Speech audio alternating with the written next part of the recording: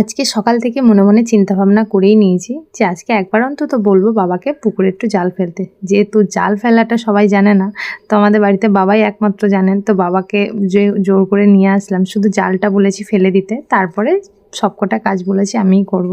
যেহেতু বাবার পায়ের সমস্যা, তাই বাবা কিন্তু পুকুরে নামতে পারবে না, তাই আমি নেমে জালটাকে তুললাম। এদিকে কিন্তু মাছ এক খেয়াতেই পেয়েছিল, 3টে মাছ পেয়েছিল। তো একটা মাছ তার মধ্যে ছোট ছিল, তাই মাছটাকে ছেড়ে দিলাম, আর বাদবাকি 2টো মাছ নিয়ে যাচ্ছি। আর এদিকে কিন্তু পুকুরে নেমেছি বলে আমি পুরো ভিজে গেছিলাম, তাই ভেবে নিলাম একেবারে স্নান করে নেবো। তো এদিকে স্নান করে নিয়েছি, নিজের সারাদিনের কাজগুলো কিন্তু এরপরে করব। যেহেতু সকালবেলাতেই পুকুরে চলে গেছিলাম, তো সেই কারণে ঘর ঝাড় দেওয়া, এদিকে মোছা কিচ্ছু হয়নি, সব কিছু পড়েছিল।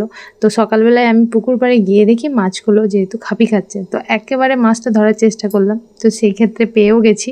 তো যাই হোক, এদিকে আমি বিছনাগুলো গুটিয়ে ঝাড় দিয়ে এবার কিন্তু ঘরটাকে মুছে নেব। যেহেতু সারাদিনে এখনও অনেকগুলো কাজ পড়ে আছে, তারপরে মাছ আজকে ধরা হয়েছে, সেগুলোকে কাটাকাটি হবে। আর আজকে কিন্তু আমার ছেলে স্কুলে ওকেও রেডি করানোর ব্যাপার আছে। তো সব কিছু মিলে অনেক ব্যস্ত সকাল থেকে। তো যাই হোক, প্রথমে এরপর আমি পুজোটা দিয়ে নেব, তারপরে ওকে খাইয়ে স্নান টান করিয়ে স্কুলে পাঠাবো। অনেকগুলো কাজ আছে। তো পরে দেখা হবে আবার পরের কোনো মিনি ব্লগে। ততক্ষণ সবাই ভালো থেকো, সুস্থ থেকো, টাটা।